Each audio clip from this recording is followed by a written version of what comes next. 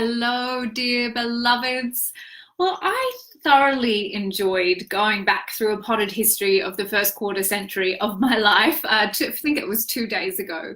It was such a kind of deep joy to share with you those people who were my earliest influences. And I want to add a caveat there that I didn't talk about Angelique much. She's my first and main spiritual teacher to this day. I'll do a whole live just for her, I think, because she is, such an important figure. But really looking at those people who up to that sort of mid-25, mid-20s mark, who had really influenced me and helped me define who I am. And the theme of that was definitely around storytelling and narrative and shifting our perception about the ways that we make meaning out of reality. And even through my work as a playwright and an academic, that was very much part of my story. And so where did we go from there? Like what are some other major components? And I want to talk a little bit about what was happening when I moved to Melbourne, which was in 2002. It's now 2019, so 17 years ago. So it's been a significant amount of time that I've been in my adopted city of Melbourne. I moved from WA, from Perth. I almost straight away, I started working in a crystal shop on Lygon Street in Carlton called Crystal Heart. And if any of you know Melbourne, you'll know it because it's a fairly well-known crystal shop. And that shop I was there for about a decade, I think on and off, and it was a very defining part of my life. And, the work that I did there was obviously a lot about selling crystals and jewelry and books and that kind of stuff. And it was a great training ground for me, even though if you spend time with me, you'll know that I say that the meaning crystals have is the meaning we give them. It was a really beautiful thing to kind of get to spend my part-time working life in a crystal shop. But one of the other main things that came out of my time there was that I was introduced to a man. And I won't share his name here because I'm going to say a few things that are less than flattering. There was a lot of wonderful things about this man. He was, I guess, in terms of my intuition development, I learned a lot from him about how to fearlessly connect into my non-local intuition, even though we didn't call it that at that time. And what would happen is that a group of us would meet with our teacher in a circle. Really that's what it was, every week, and we would develop our intuition skills by standing up in front of each other and channeling. And that's really what it was. And he was a channel, and we would sometimes channel messages for each other and sometimes for the group. But we learned by doing it. So there was no theory, there was no kind of, learning lots and lots of backstory. We just got together in a group every week on a Tuesday night, and I did this for a really long time, and stood up in front of each other and just spoke infinite consciousness into the space. And he would stand behind the person who was receiving, because for some of us this was really scary and new and we hadn't tuned into energy in this way before, and for some of us it felt more natural. And he would hold his hand behind the heart chakra, which sometimes if you've trained with me you'll see me do if I feel that someone is kind of going into their ego mind and not dropping into their heart. I'll just place my hand behind their heart chakra and just hold my other hand over my own heart. And you may have seen this if you've trained with me live, you'll see me doing this gesture that comes from him, because of course this is heart-centric work. And he really was just a wonderful, teacher in fearlessly just learning by doing. There was no kind of big ceremony around it. We would open our chakras at the beginning, we would close our chakras at the end, but otherwise we would just get into that space. So really we were creating a coherent state through that opening meditation, and we'd go into a heart space and we'd share. And then we'd close down and would leave.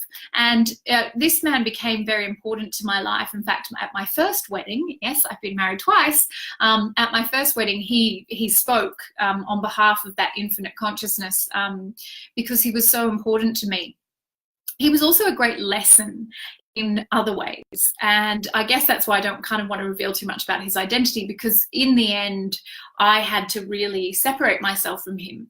And I want to talk a little bit about that, because I think very often we have to trust ourselves when it comes to our teachers, even the people that we've put up on a pedestal. And we shouldn't do that, but we often do with our teachers, is we will revere them and trust their opinion over our own. And I realized at a certain point that I was ready to no longer be the student of this man. I had, I guess you could say, outgrown him, but for lots and lots of reasons, it was no longer an appropriate teacher-student relationship, and I felt very much like I was ready to move on. And I felt that I felt he'd lost his way a little bit, actually. And I tried to share with him that I was ready to move on, and that I didn't want to be his student anymore, and that I felt like, things were not as they had been. And his ego really didn't like that. And that wasn't terribly surprising, because that's part of the reason why I needed to kind of move on. But he responded in a way that I could immediately see through. But I think a lot of people who are vulnerable wouldn't necessarily be able to see it. So what happened when I went to see him, and I remember the day very clearly, in his home, to tell him that it was like a breakup. It was like, okay, I'm not going to be your student anymore, because I'd become one of his more senior students, and I was very, invested in his work, and we spent a lot of time together. He was at the shop that I worked at a lot, because he was friends with the owner, which is how I'd met him. So he was around me and in my life, and often, both socially and in this training capacity. So when I went to speak with him and, shared what I felt I needed now, which was to move on, he immediately started to channel.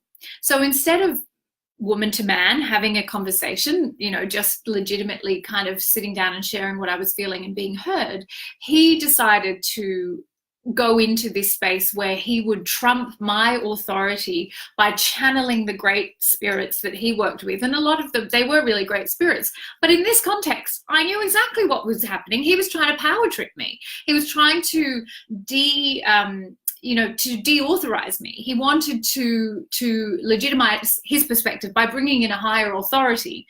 And of course, my training, thank goodness, and my sense of self-worth is simply too great to be bullshitted. I was disappointed in him, and I left feeling really disappointed that he hadn't been able to just stay with me and speak it through. But in no way was I convinced that because what he was channeling was, of course, no, you're wrong. You need to stay here as as this person's student, and you shouldn't go forward in your own journey. And so it was a very fascinating example of looking at that abuse of power, the guru-student kind of abuse of power. Now, I was not going to be anybody's victim, and I could see what was happening, and I was able to kind of leave the situation with not too much problem. But for a lot of the women, and he mostly trained women who were his students, I could see that a lot of them stayed in his influence probably for far longer than they needed to, because ultimately he wasn't in full congruence or integrity. And after that time, I really haven't had a male teacher. I haven't been interested in working, unless you consider people like Joe Dispenza, but I'm not working one-on-one with him. He's up on the stage. I'm one of thousands. It's a very different kind of paradigm. But I'm deeply grateful for what this man gave me, and I don't have any, feelings of regret. In fact, talking about it now is quite fascinating, because I'm completely emotionally neutral. But it was an incredibly important opportunity for me to learn about the way that we can inadvertently abuse our spiritual authority by saying, okay, well, I'm channeling this. This is my intuition speaking now. Non-local consciousness is speaking through me, and my perspective is more valid than yours. You're wrong and I'm right. What do we do in that situation? In that situation, I could see very clearly that he wasn't channeling a great and powerful being. He was this man in his ego, wanting to control me, wanting to keep me as part of his, student group, and using whatever tactic he could. But what happens when you do have a client or a student who is not ready for what you can see about them. And I think this is what I want to share mostly in this live today, because it really matters. And as I say, it was hugely beneficial for me to have that experience and to understand how power is so easily abused. We see this in the world today, and we've seen it forever, that very often when people are put into positions of authority, absolute power corrupts absolutely. If you give everyone your power, there's a very good chance that they will abuse it, not because all people are wicked and bad, but because you've basically abdicated responsibility for your own life, and you're letting someone else's opinion be more important to you than your own. Now, sometimes our opinions are wrong. So this is what I wanted to get to. Sometimes we are not ready to understand what someone with a higher perspective can see.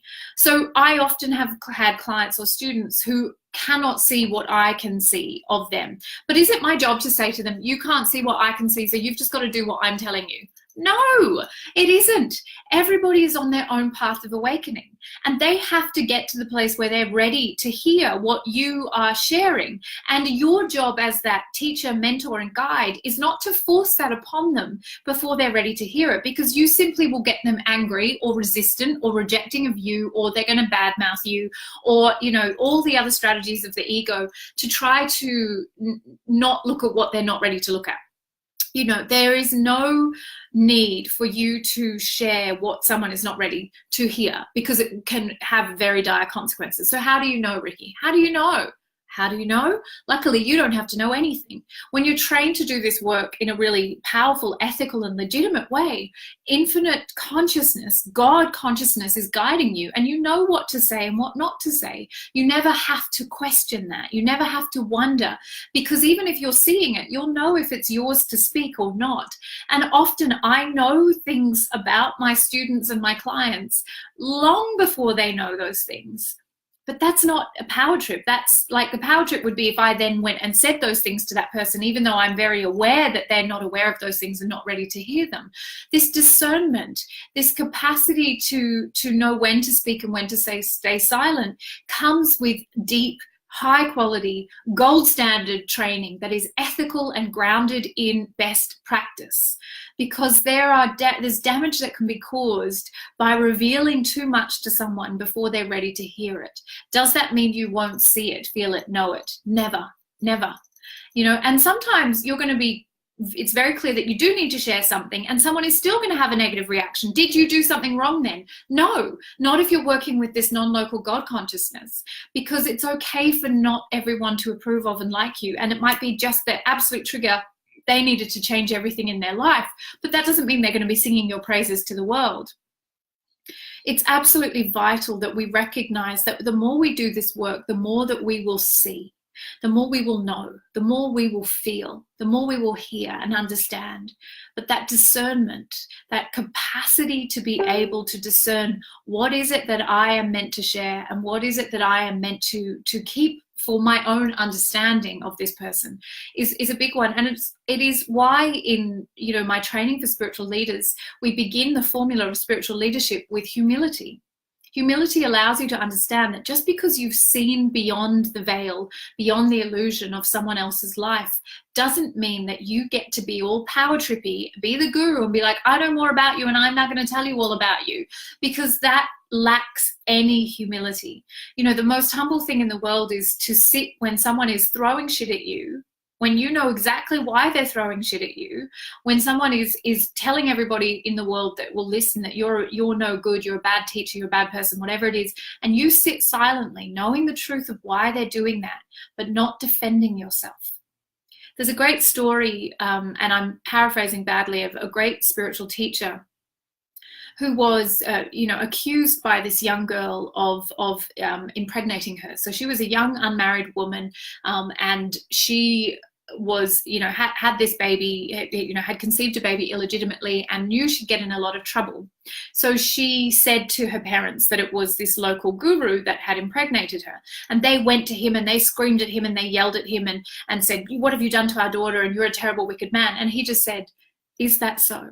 So he didn't enter into it. He didn't defend himself. He knew exactly what was going on, but he just let them go through their motions. And eventually, you know, he was dragged before the court, and he was thrown into jail. And, you know, he was at every stage, he said, you know, is that so? They'd say, you've done this terrible thing to that girl, and you've got her pregnant, and she was innocent, and what have you done? You're a wicked man. Is that so? And he wasn't trying to change their perception of reality. He knew that it wouldn't matter how much he defended himself. They'd already decided whether he was guilty or innocent. And in the end, his innocence was revealed, and the girl acquiesced, and she revealed the truth of what had really happened, and he was released. And they're like, you know, why didn't you defend yourself? Did you, you know, wouldn't you want to, you know, prove your innocence? And it was just in that defenseless state. He had nothing to prove to anybody, whether he was incarcerated or not. He was in an absolute state of perfection. There was no need for him to argue with what the process was, because he could see the bigger picture. And he knew where things were going to go. And he knew that all his arguing and stressing and worrying and throwing his weight around was not going to change anything. So that absolute state of grace, that humility, is true power. And for us as intuitive guides, as mentors, as spiritual teachers and leaders, it's vital that we understand the humility that comes with knowing more about somebody else's life situation than they do, and not saying a word, because it's none of your business.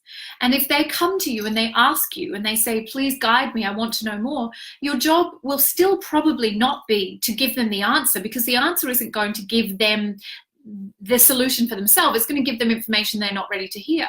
Your job is to guide them to a place where they are ready to receive it. And I have watched so many of my precious third level priestesses go on a journey, and I have sat back and I've let them go on that journey, knowing I know where they're going to end up. I know what's going to happen.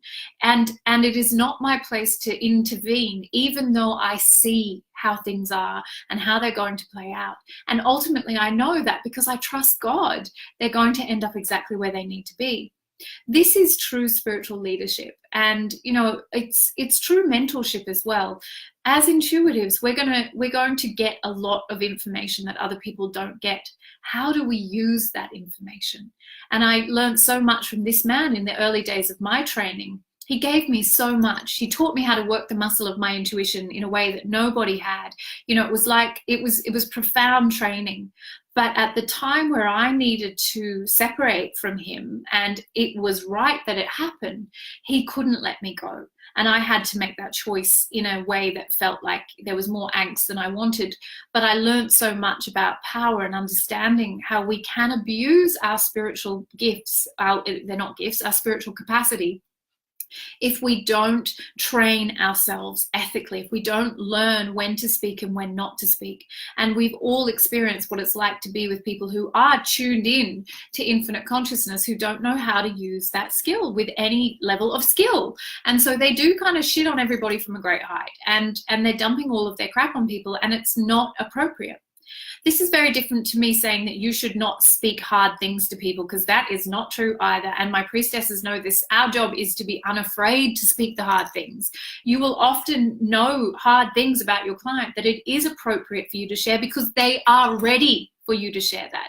And so it comes back again, how do we understand that connection to God consciousness is a co-creative partnership, and we can tune into any frequency and pick up any vibration we want to, but the information that will be appropriate for the client will be shared, will be the information that is shared with you by God consciousness. And that is a skill that has to be learnt. Everybody's intuitive, but to become masterful, you must give yourself over to your apprenticeship, and you must deepen into your abilities through working under the leadership of a teacher who's walked the path before you, and mentors and guides who can navigate the way with you. Because if we want to revolutionize this industry, my darlings, and I absolutely do, if I want to create a globally recognized training institute that sets the standard around the world for excellence, then these are the things we have to learn how to navigate, because they are not easy things to navigate. And that is my mission. My mission is to revolutionize the intuitive sciences, and I can't do it alone. I need to know that there is going to be a shift in the culture of this superficial spirituality that we currently inhabit towards a deep and legitimate connection to our God consciousness, so that we can truly serve in a way that will cause miracles in the lives of those who are placed in our care. All right, I think that's all I wanted to say. That sort of went a little bit awry. I mean, this is a very significant teacher. And I guess I should probably change the description of this live to say, you know, it's learning about the light and shadow of working with your teachers and understanding how to navigate that. And, you know, when do I need to be humble as the student? When is my ego kicking up? And I'll share a story, I think maybe that will have to be next week, of when I got it wrong as a student and my ego got big in the way, and I was like, I don't need this teacher anymore, I'm good, everything's amazing, she's full of shit, blah blah blah blah blah. And it took me 2 years to figure out that I was the one that had it wrong. And that has been an incredibly humbling journey as well, and I'm looking forward to sharing that one with you next time. Mwah.